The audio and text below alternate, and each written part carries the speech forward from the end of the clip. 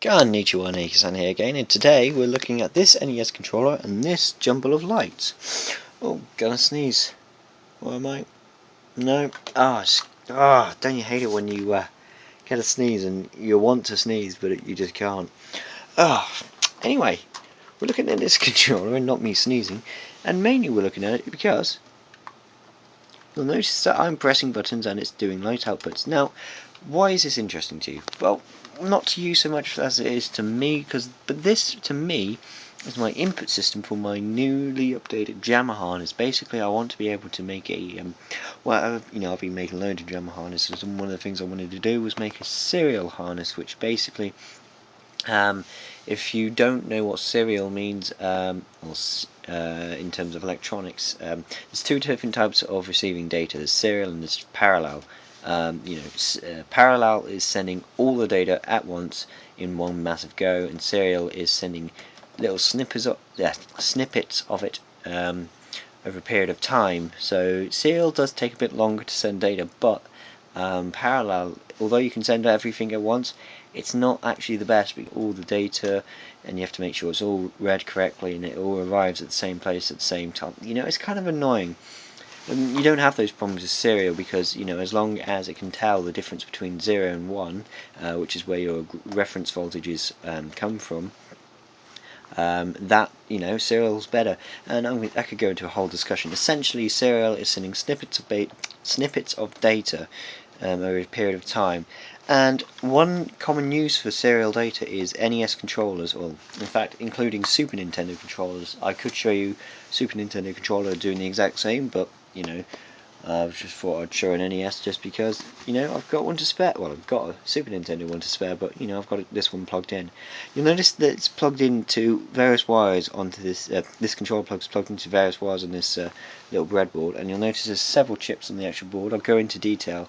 I'm actually getting power through this. This is actually just a USB to PS2 input adapter that just, because USB provides 5V and it comes through those, so, just an easy 5V source. And I kind of need 5V because there's components on this that won't work below 5V and there's components that won't work above 7V. So, I mean, you could run a 9V battery, but one of those chips wouldn't explode, but wouldn't like it. Anyway, I digress. This controller, as you can see, is hooked up, and every time I press the button it does a different action. So if I press A and if I press B, it does a different action. And what this is for me is, I've been making jammer harnesses for ages. And jammer harnesses, if we go back to a parallel and serial, if you consider the inputs, which are your joysticks and button, they're all technically parallel. They're not exactly in terms of data transfer, but for this video they are parallel. They've got separate data lines. They all are connected with their own wires, and all can be individually controlled. My new project, I wanted to be able to, well, I'm going to keep it a bit quiet, but I wanted to use USB connectors like JVS, which is USB but not USB. I wanted to be able to use just like 4 or 5 pins just to send data and receive data and have it to do inputs.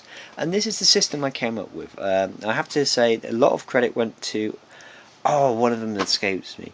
There's a guy who talks a lot about the 74595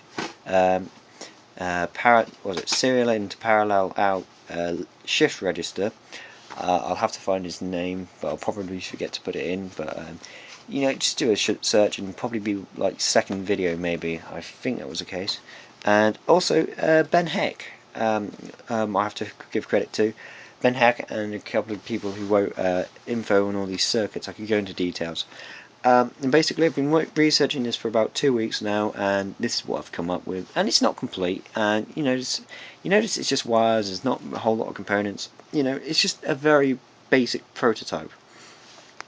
Again, I digress. What this does essentially is take the serial data from the NES controller and converts it into parallel data, because you see all these LEDs and they're all hooked up to the individual pin on the shift register, but they all mean different things. So if I press up, so that means that LED there is up, down, left, right, and you notice a pattern forming A, B, or so that's how it goes. And essentially this is converting all that serial data into parallel data, which is where it's going to be very useful for my jammer harness, because that way I can use pretty much any serial controller. In fact, if I was to yeah, I could use like any serial controller I wanted, as long as it follows this standard. Obviously, it doesn't mean every controller I can use. You know, SNES, NES controllers I can use, and if I have to use something else or want to custom build my own controller, I can use a parallel in to serial out shift register, and it will work just fine, because the essential heart of this, or the way it works, is there's a chip called the 4021. Is it? Yeah, 4021 shift register, and that's an 8-bit latched or static shift register. All it basically does is you provide it with a clock, and you'll see over there there's a 4-pin chip. That's a 555 timer hooked up in what's called astable mode, meaning it's constantly turning on a line, turning off, turning on, turning off, turning on, turning off. Essentially, it's doing that very rapidly. I don't know what the rate is, because I set this for 60 Hz. It doesn't seem to be going at 60 Hz, so or maybe it's just input's too slow. Anyway, that's a set in astable mode, so I don't know what the actual rate is. I'm going to have to do more research again.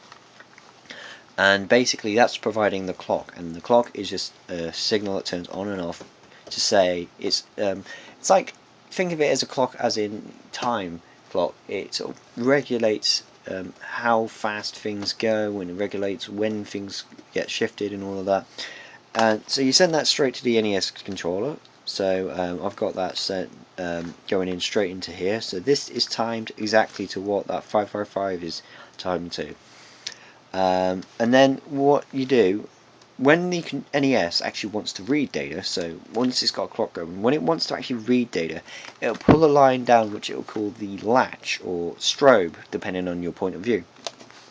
And what that is, it's basically a signal that goes from off to on, and then, you know, off to on and then off again, which basically it asks this controller what are your button states, because the way shift registers work, the latched shift registers, is if you latch the lines in.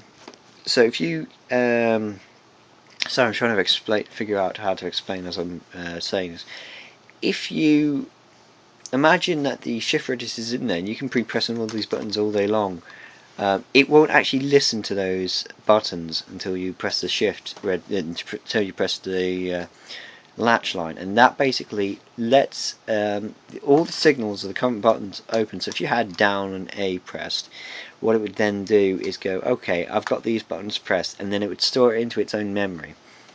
And then what it would do is every time the clock goes from off to on, it would send one bit of memory out, which is, so it send one button state out. So in this case, you know, say I press down, it would then say, okay, this button's been pressed, and then it would say every other button hasn't been pressed. Or in the case of down, you know, say up and A, it would say these two buttons have been pressed, and that's that. So essentially, every time you clock it, it sends out a different data on the pin. I could go into more details, but I haven't got the I've not got the well, I can't explain it so well. If, like I say, if you want to know more, just have a look for shift registers, and that'll explain a lot. Essentially, but that's how it's all working, and I'll go into more detail. I could go into more details, but I'm not going to. Yeah, so really, the only 3 wires I actually need to send for the actual data is 3 pins, compared to the 8 buttons on this controller, which would need about 9 pins. I mean, I could get away with using 9 pins, but if I want to use a USB connector, I can't. Now, a USB connector is technically 4 pins, but they have a shield. They have their shield around them. They have, like, you see there, that metal shield. So that can be my ground, and then I've got 5V, data minus, data plus, and a ground. But you know, that's 5 pins essentially I can use. And I mean, as long as I can provide 5V to the controller and the clock, latch, and data, I can get, you know, all the button states very simply. And I can read up to what was it? I can actually read up to 16 different button states because of the way these shift registers work. So I can't read it through this system, but if I wanted to read it through another system, I could easily do that. I just need to regulate when to say what button states are you in.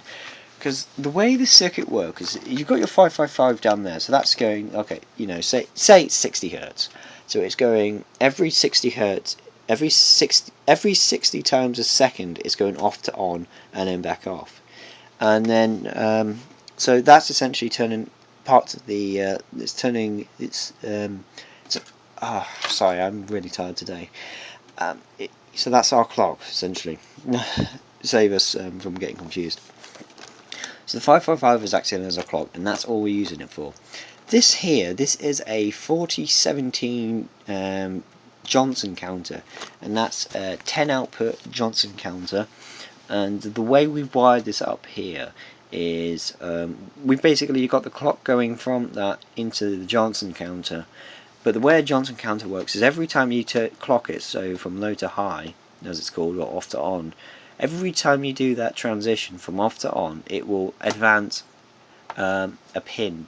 It will turn on a different pin. So you've got 10 pins essentially, and it will turn on pin 1, then pin 2, then pin 3, then pin 4, and so on and so forth until it gets up to 10, and then it goes back to 1. So that was how that works. And again, there's a lot more detailed explanations, so I'm just going to say that. And basically we've hooked this up, so every 9 times it counts it, then it will count 9 times, and then it will go back to counting up another 9. Now we're using an 8-bit controller, so why are we doing 9 things? Because the way I've set it up, I've got it so that it will latch, and then it will sit dormant for 8 steps, and then latch again.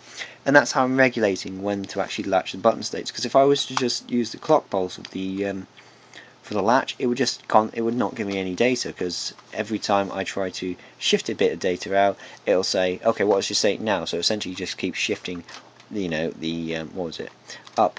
No, it was the first pin. Every time it'll keep trying to shift out right, so that's not useful for me. So that's basically going, okay, every nine pulses I'm going to clock this latch line, and it'll give me the data. And that's all we're using it for. So that's just basically a regulator. It's telling everything when to go. And then down here we've got probably the most useful chip, which is the 74595 chip, which is the shift register, as I've said, and does the opposite of the NES controller. It takes the data in. When you latch it, it will then send the data out. So, like, exactly, you know, the exact opposite of the NES. This takes the data in when you latch it and then sends it out serially. That takes it in serially, then latches it into outputs. And because of the fact that these are just pretty much the opposite, it means I can tell exactly what pins are what. So, you know, up, down, left, right, A, B, and that's essentially that's how the system works. It's not the best explanation, but I'm tired, I've got a headache, so don't moan. So, like I say, this is just doing a clock. This is just telling it when to latch the data, to say, get me the data. And that is just basically, that's essentially telling me what the data is. So this is probably the most useful chip out of the whole lot, because that's allowed me to actually read the data off the controller. And I mean, I've only got 6 LEDs hooked up. The ones I'm not got hooked up are start and select, but you know, the only reason I don't have them hooked up is because I actually don't have the extra LEDs on me to do so. But if I did, I could just hook them up quite simply, and I get 8 outputs. And yeah, so basically this is useful because actually now it means I can use any controller that, you know, I can make any controller, and I can use any NES or Super NES controller, and I can have up, down, left, right, A, B, and although it says select, I can use that as pin C, button C, because most Jammer games are 3 button, and then I've got a start button on the controller. It just makes it a whole lot simpler. And yeah, like I say, I wanted to use something serial, so I made this. And obviously this is going to go into a project of mine that you'll probably see at a later date, but for now, you know, I just thought I'd show you what I've been doing and how I've been going about it. Like I say, you know, if you're new to electronics, this is it's not too complex, but it's, you know, a bit more advanced. And I mean, it's taken me ages just to get it to work so as well as it does. And in fact, it's still in prototype stage because I'm missing a couple of caps. It's not really properly built, but for most purposes, it does work. And if I was to hook this up to a jammer harness, it would probably work quite well. But anyway, I thought I'd show you what I'm going about, and if you are interested in any of this, videos to watch is Ben Heck's how to make a pinball table or something, how to make a pinball machine, because that will give you a basic explanation of how shift registers actually work. There's a more advanced video on shift registers, for more specifically the serial in, parallel out shift register. Like I say, you're going to have to just search 74595 shift register. It'll probably be one of the first two. And then if you wanting to know anything else, Johnson counter, again, Ben Heck has done a system. If you look at the how to make a alarm clock or something along those lines, just search Ben Heck alarm clock. That is how I figured out how the Johnson counter works. And then the 555, you should just Google 555 A-stable, first page or second page, give you a good explanation of how the A-stable mode works on the 555. But yes, just thought I'd show you what I've been up to, and I hope you've enjoyed, and thank you for watching.